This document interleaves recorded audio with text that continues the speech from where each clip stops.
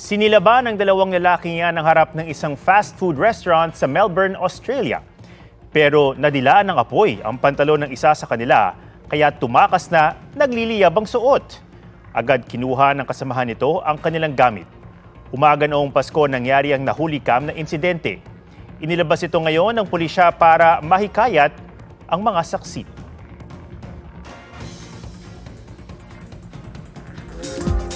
BTS J-Hope may itinis na bagong kantang i-release this March. But wait, there's more. Dahil sa April, babalik din si Hobby sa Pilipinas para naman sa 2-day concert. Blackpink Jisoo napaulat na may solo comeback next month.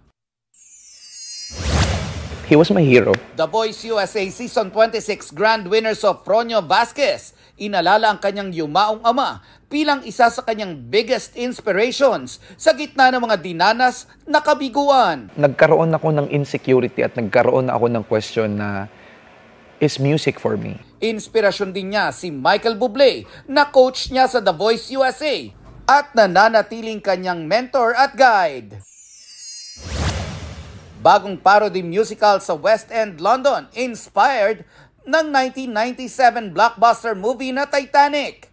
Ang kwento ay mula sa perspective ni Celine Dion at tampok ang ilang awit ng tinaguriang Queen of Power Ballads, gaya ng OST ng pelikula na My Heart Will Go On.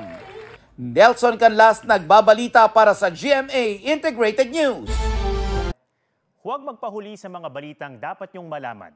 Mag-subscribe na sa GMA Integrated News sa YouTube.